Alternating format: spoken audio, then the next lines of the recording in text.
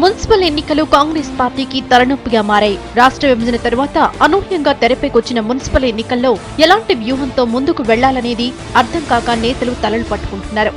సార్వత్రిక ఎన్నికలకు ఇంకా పార్టీ గ్రౌండ్ ప్రిపేర్ చేసుకోకముందే పురవీధుల్లో పోరుకు భయపడుతున్నారు కాంగ్రెస్ లీడర్స్. మున్సిపాలిటీలు, కార్పొరేషన్లలో అభ్యర్థుల ఎంపిక బాధ్యతను డీసీసీ అధ్యక్షులకే అప్పగించారు పీసీసీ చీఫ్ బొత్స. అభ్యర్థుల ఎంపికతో పాటు గెలిపించే బాధ్యతను కూడా వారికే కట్టబెట్టారు. అటు సీమాంధ్ర కాంగ్రెస్ లో పార్టీ పరిస్థితులు మెరుగ్గా లేకపోవడంతో మున్సిపల్ ఎన్నికల్లో ఎలాంటి ఫలితాలు వస్తాయనే టెన్షన్ నెలకొంది. ఎన్నికలను తట్టుకోవడం కష్టమేనన్న భావన సీమాంధ్ర నేతల్లో మొదలైంది. అందరూ ఏ ప్రాంతానికి ఆ ప్రాంతం ఉంటారు, హైదరాబాద్ నుంచి ఉంటారు, పెద్దలందరూ ఉన్నారు. పెద్దలు అటు చిరంజీవి గారు కేంద్ర మంత్రులు ఉన్నారు, అలాగే జయపాల్ రెడ్డి గారు ఉన్నారు, అలాగే స్థానిక రాష్ట్రంలో మంత్రులు అందరూ ఉన్నారు. అందరూ ప్రతి దగ్గర కూడా పాల్గొంటారు. ఎవరికి ఇబ్బంది అన్నింటిలో కూడా ఉంటారు.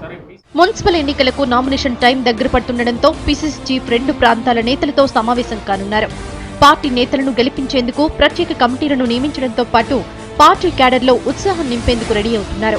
మున్సిపల్ ఎన్నికల ఫలితాల ప్రభావం సార్వత్రిక ఎన్నికలపై పడే అవకాశం ఉందని భావించిన బొత్స ఆ దిశగా ప్రయత్నాలు ముమ్మరం చేసే పనిలో పడ్డారు.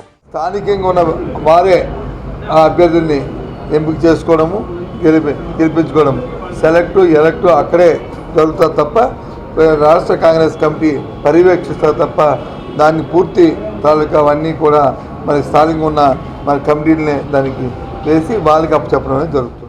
మొత్తం 146 మున్సిపాలిటీలు, 10 కార్పొరేషన్ల ఎన్నికలపై చర్చించేందుకు బొత్స రేపు ఢిల్లీ వెళ్లనున్నారు.